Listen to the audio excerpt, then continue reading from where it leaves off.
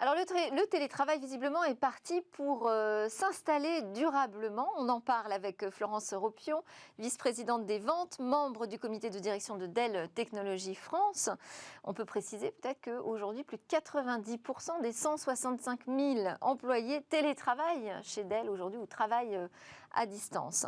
Avec nous également Vincent Mendes, président d'Aster, une solution française de pilotage de réunions hybrides qui crée des comptes rendus synthétiques et assure le suivi d'avancées de projets de réunion en réunion. Microsoft l'a récemment intégré dans son écran de réunion de visioconférence Teams. Et vous êtes, je précise aussi, l'auteur de l'ouvrage Les 7 commandements du manager pour des équipes efficaces, engagées et alignées, même à distance. Ce sera à paraître en septembre aux éditions Duno. Bonjour à tous les deux. Florence Ropion, je disais que le télétravail était parti pour durer. Est-ce que c'est votre opinion, votre conviction également ? Oui, c'est complètement notre conviction, pour nous, on va rentrer dans un monde hybride où on va à la fois continuer le télétravail qui a apporté bon nombre de bénéfices, à la fois pour les collaborateurs comme pour les entreprises. Et on pense, comme beaucoup, qu'on rentre dans un nouveau monde du travail hybride.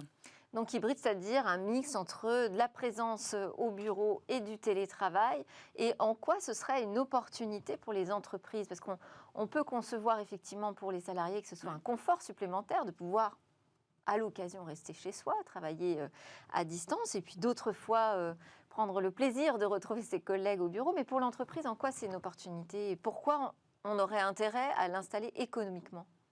Alors, il y a plusieurs éléments. Le premier, c'est le bien-être des collaborateurs. Je pense que c'est important dans une entreprise de travailler la diversité qui est source de performance.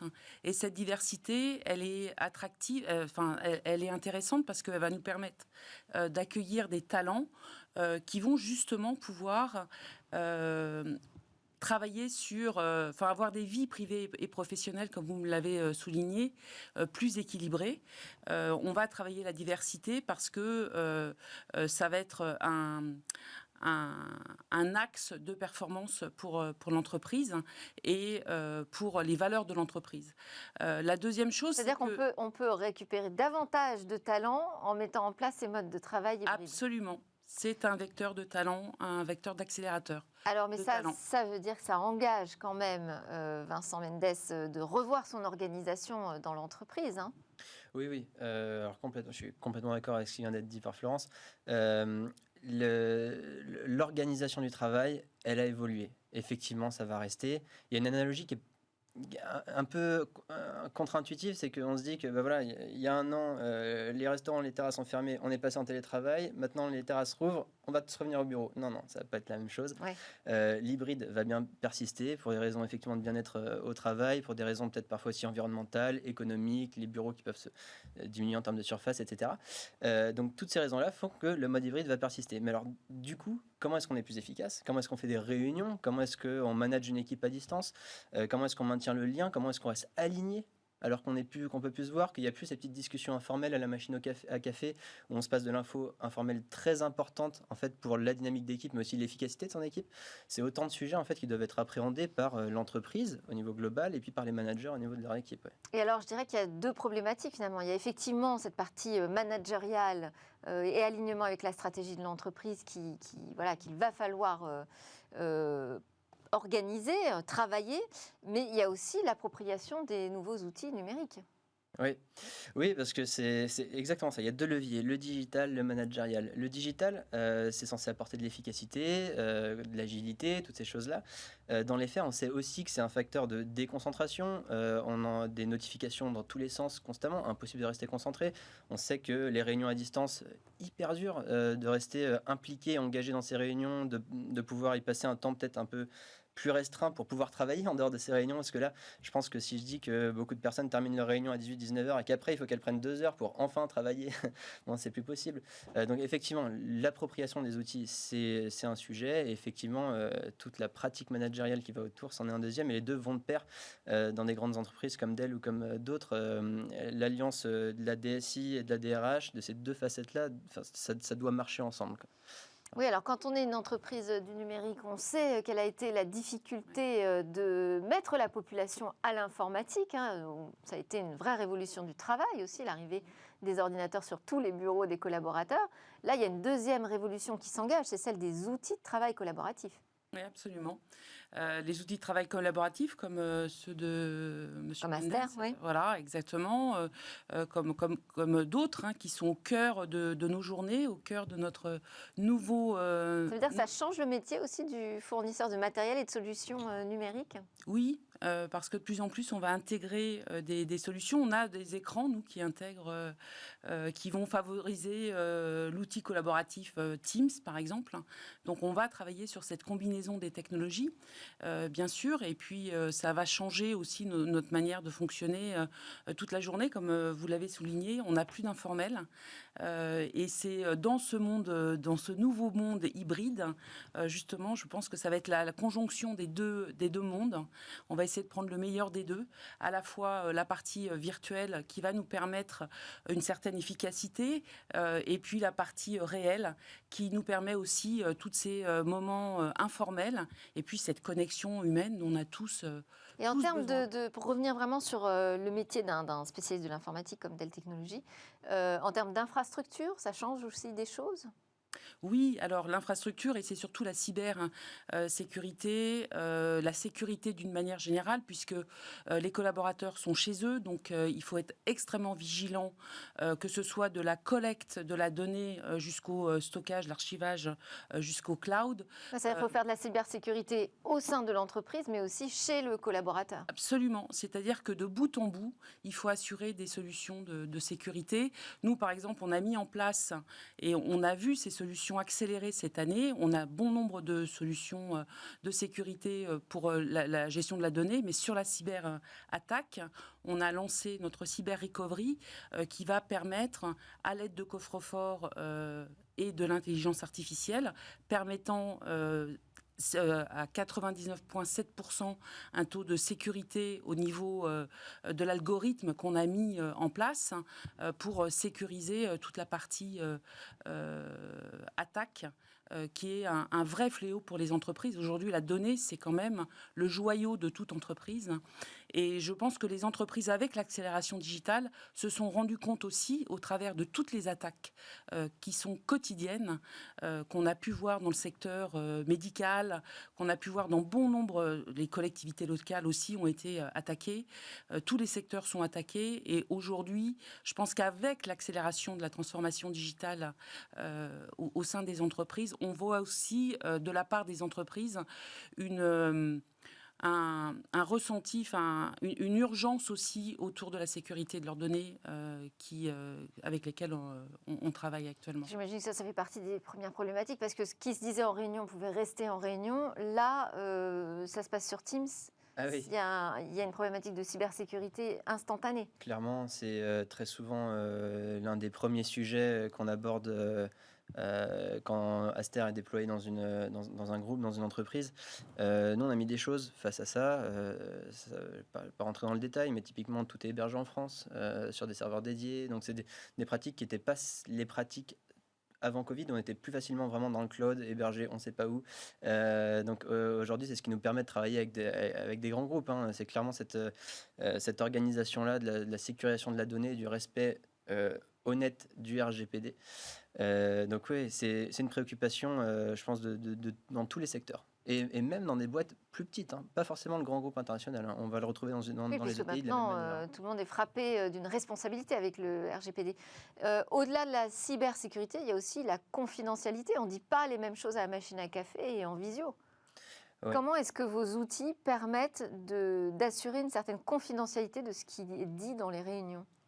Alors, Vis-à-vis des autres collaborateurs, je veux dire. ouais, donc Pas forcément de l'extérieur, même en interne, dans l'entreprise. je pense que c'est là que rentre plutôt la part managériale de la transformation plus que la part de l'outil. Parce que l'outil, oui, il y a des comptes, il y a des mots de passe, il y a des précautions qui sont prises, mais derrière, quelle culture de la circulation de l'information on veut donner. Est-ce qu'on est dans quelque chose de plutôt full transparent? Est-ce qu'on est plutôt assiloté?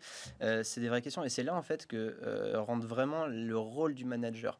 Parce que globalement, l'entreprise, elle a vraiment pris sa responsabilité. L'entreprise, dans sa Un globalité. manager peut se connecter à une réunion sans être vu, par exemple? Il y aura une notification, on le verra. Il peut fermer sa caméra, mais on verra qu'il est présent. Et puis il y a le petit bruit reconnaissable d'une nouvelle connexion. Mais c'est très intéressant ce que vous dites, parce qu'on pourrait même pousser un petit peu plus loin en disant, alors oui, il y a plus de liberté dans le télétravail, on peut être un peu plus flexible, etc. Mais dans les faits, les outils permettent du tracking aussi. Typiquement, on a entendu pas mal de témoignages de personnes qui vont rester connectées typiquement sur Teams avec le petit bouton vert qui montre qu'on est disponible jusqu'à une certaine heure. C'est l'équivalent digital de je suis dans mon bureau, il y a le couloir qui m'emmène jusqu'à la sortie de mon bureau avec tous les autres bureaux des collègues et je vais attendre qu'il soit 19h30, 20h pour passer et montrer que j'ai bien travaillé, que j'ai fait toute ma journée de travail. Là, je vais rester connecté avec Teams sur le petit bouton vert. Ces outils de tracking, en tout cas, l'usage de tracking, de surveillance qu'on a fait peut être dangereux. Globalement, on parle de diffuser l'autonomie, la responsabilisation dans les équipes pour plus de performance, pour attirer les talents, etc. C'est vrai qu'on a vu des pratiques managériales, parfois qu'elle est un petit peu à l'encontre de ça depuis un an avec la crise sanitaire.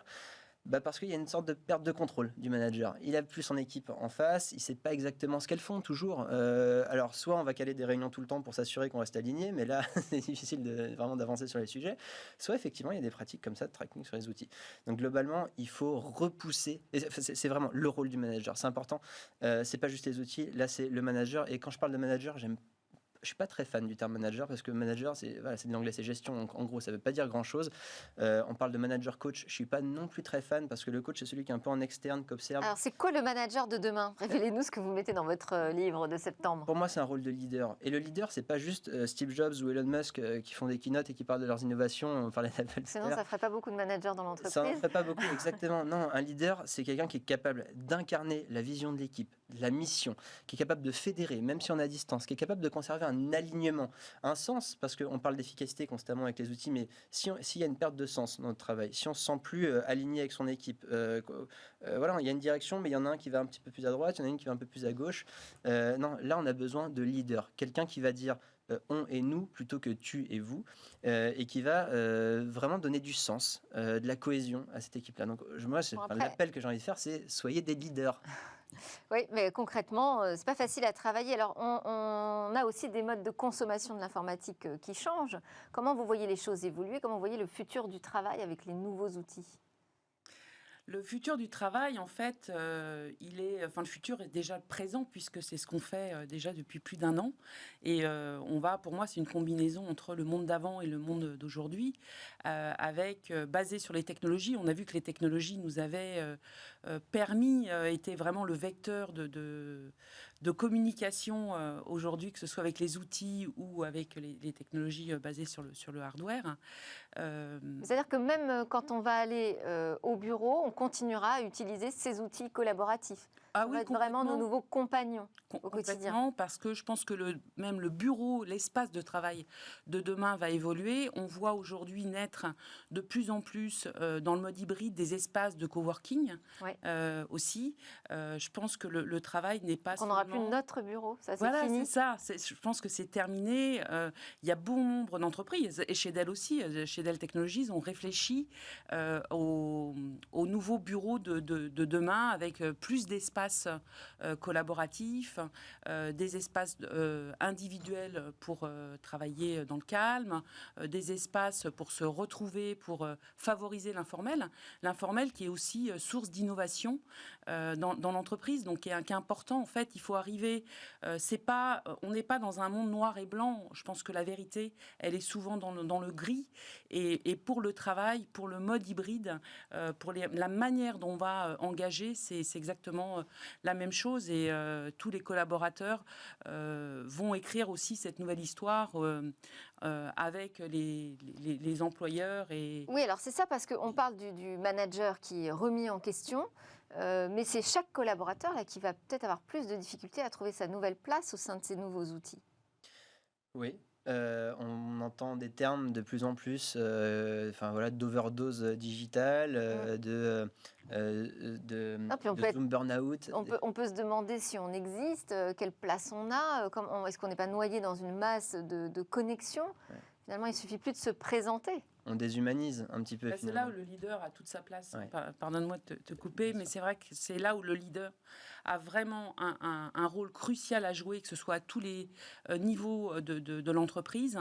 Le leader de proximité avec son équipe, parce que si une personne, on revient sur le bien-être, si une personne ne se sent pas utile ou n'a pas de sens dans l'entreprise, non seulement il va mal travailler, il va se sentir mal, et au final, de toute façon, c'est un échec pour tout le monde. Mais Donc, ça veut dire qu'il faut penser ces outils, je reviens parce qu'on est dans Smart Tech, Oui. Il faut penser ces outils aussi, non pas seulement comme des outils pour les managers ou les leaders de l'entreprise, mais aussi pour les collaborateurs. En fait, je dirais même, il ne faut pas penser les outils juste pour de l'efficacité, mais en fait pour l'ensemble de la vie de l'équipe. Ça intègre le bien-être. Je vais donner un exemple. Quand le confinement... On terminera sur cet exemple. Oui. D'accord. Quand le confinement a été déclaré du coup, il y a un an, grâce aux outils, on a mis en place des petits rituels qui permettaient compenser, je ne sais pas si c'est le bon terme, mais en tout cas, d'amener ces moments informels. Alors, par exemple, on avait un team Énergaster tous les matins, ça durait 15 minutes, mais le but, il n'y a pas d'objectif à cette réunion. On se raconte ce qu'on veut. Les bêtises de la veille, ce qu'on va faire aujourd'hui, comment ça va, la famille, etc. Donc ça se faisait par équipe. On avait mis en place une machine à café virtuelle. En fait, c'était juste un canal de réunion qui était constamment ouvert, ou quand il y en avait un qui voulait juste parler d'autre chose avec un café, il allait sur le canal qui était ouvert et donc il rejoignait d'autres personnes. Ça veut dire qu'il faut accepter qu'il y a une part de vie perso qui rentre dans le pro, remettre ses frontières et ses limites. Pas évident. Merci beaucoup pour ces premiers éclairages sur ce nouveau mode de travail hybride qui s'installe durablement dans nos sociétés. Merci à Florence Ropion, donc vice-présidente des ventes, membre du comité de direction de Dell Technologies France, et à Vincent Mendes, président d'Aster, donc la start-up française intégrée désormais dans les écrans de Teams. Juste après la pause, on a rendez-vous avec l'alerte cyber.